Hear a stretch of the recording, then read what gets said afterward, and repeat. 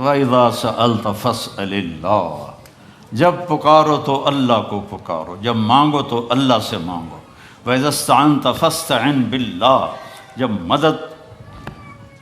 مدد کے لیے پکارو تو اللہ کو پکارو،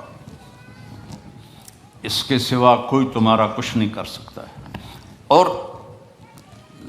اللہ سے تعلق بنانے کا راستہ کیا ہے؟ وہ ہے محمد الرسول اللہ، کہ محمد مصطفیٰ صلی اللہ علیہ وسلم کی غلامی میں آ جاؤ، ان کی نقل اتارو۔ یہاں کا تو مجھے پتہ نہیں پاکستان میں نقل مار کے کتنے لوگ پاس ہوتے ہیں کہ نہیں ہوتے؟ میں خود پاس ہوتا تھا نقل مار کے، کیونکہ مجھے پڑھنے کا شوق ہی نہیں تھا، مجھے تو سنگر بننے کا شوق تھا۔ میرا ابا میں نے ڈاکٹر بناون دے چکر آئی، میں سنگر بناون دے چکر چاہوں تو میں فلمی رسالے پڑھتا رہتا تھا۔ عامر خان سے جب میری حج پہ ملاقات ہوئی، وہ تو بڑا ڈرا ہوا تھا کہ پتہ نہیں مولوی صاحب آگے مجھے کیا کہیں گے، تو میں نے بیٹھتے ہی بالی ووڈ پرانے کی باتیں چھیڑ دی۔ تو میں نے تھوڑی دیر بعد دیکھا کہ جتنا مجھے پتہ تھا اس کو بھی نہیں پتہ تھا۔ تو مجھے وہ شاہد آفریدی لے گیا تھا اور کہنے لگا مولانا آدھا گھنٹہ بس، اس سے زیادہ نہیں۔ آدھا گھنٹہ تو میں اس کو بالی ووڈ سناتا رہا، تو وہ اتنا مانوس ہو گیا، کہنے لگا آئیے ادھر، یہ ٹیبل پر بیٹھے تھے کھانے کی، آئیے ادھر آئیے، صوفے پر بیٹھے، 15 منٹ اور باتیں ہوتی رہی، پونا گھنٹہ گزر گیا، میں نے دیکھا ریلیکس ہو چکا ہے۔ میں نے کہا عامر بھائی آپ حج پہ آئے ہیں تو آپ کو اللہ کے نبی کا حج نہ سناؤں تاکہ آپ کو پتہ چل جائے؟ کہا جی جی جی ضرور سنائیں۔ تو میں 1.5 گھنٹہ مسلسل، 1.25 گھنٹے میں اللہ کے نبی کا حج سناتا رہا، اور وہ ایسے کر کے بیٹھا، میری سنتا رہا سنتا رہا سنتا رہا۔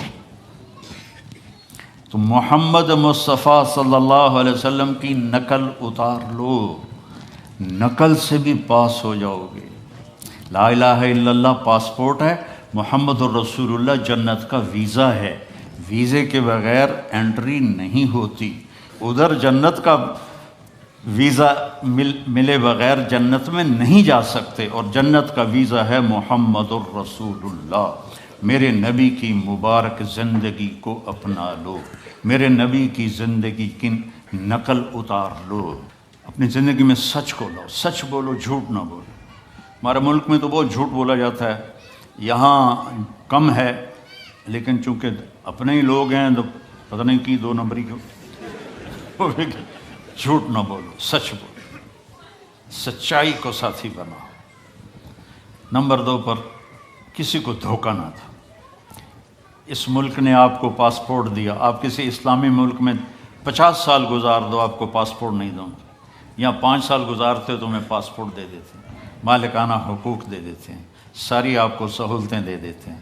تو ان ملک والوں سے آپ دغا نہ کرو، ان کے قانون کی وائلیشن نہ کرو، اور جیلی کام نہ کرو، بلکہ جیسے یہ آپ کے ساتھ اچھے ہیں آپ بھی ان کے ساتھ اچھے بن کے چلیں، اور ان کے قانون کی پابندی کر کے چلیں۔